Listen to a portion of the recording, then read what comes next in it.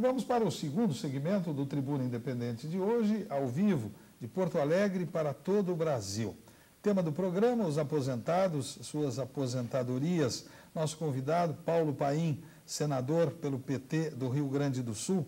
Participam também do programa, como entrevistadores convidados, meus colegas jornalistas Natália Fruê e Carlos Escomazon. Bem, vamos falar no Aeros. O Aeros engloba 8.500 aposentados em todo o Brasil, mais os funcionários que foram demitidos quando houve a crise na Varig. A Aeros era um fundo dos funcionários da Varig, né?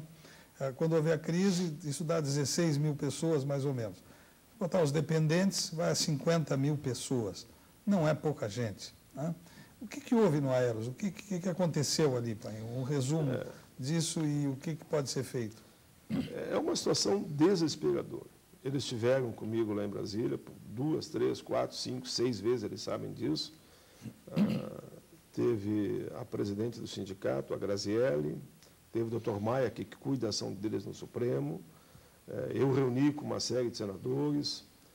Não é só eu que estou interessado nesse tema, diversos senadores, Álvaro Dias, o Flávio Arnes, o senador Botelho, enfim, o senador Edeli, diversos senadores. Nós sentamos, fomos até o Supremo, porque a ação estava no Supremo, pedindo para agilizar a ação, porque essa briga da antiga Varig com o governo ficaria um aporte de recursos na ordem de 4,5 bilhões de reais, que seriam destinados, então, para o Aeros. Seria a diferença das tarifas que eles teriam a receber. Então, esses 4 teria 4 bilhões a receber e meio, e esse dinheiro seria destinado para pagar as ações trabalhistas e para o fundo do Aeros. Ou seja, o Aeros se recuperaria e voltaria a operar o fundo com alguma coisa ao redor de 3 bilhões de reais. Ele fala assim 4,5 bilhões, mas digamos que... Sim, mas tem uma série de despesas até chegar que vão chegar lá.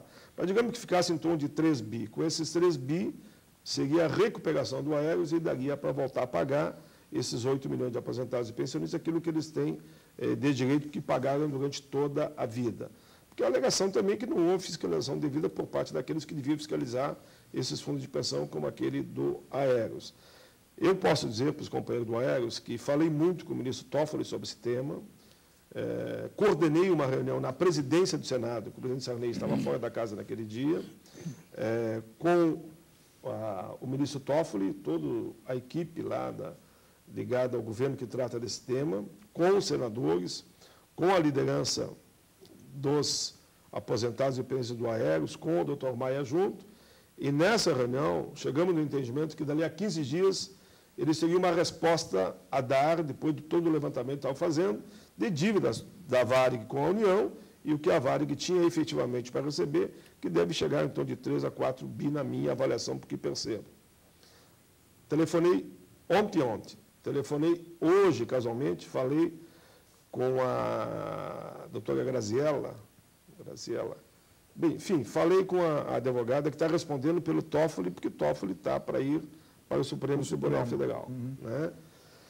E ela me disse o seguinte, que estão fechando as contas, isso que eu posso dizer aqui, e que no mais tardar a semana que vem eles têm como dizer como está esse encontro de contas entre dívidas que a Varig tem com a União ainda e dívidas que a União teria com a Varig, e esse dinheiro iria então para o Aeros.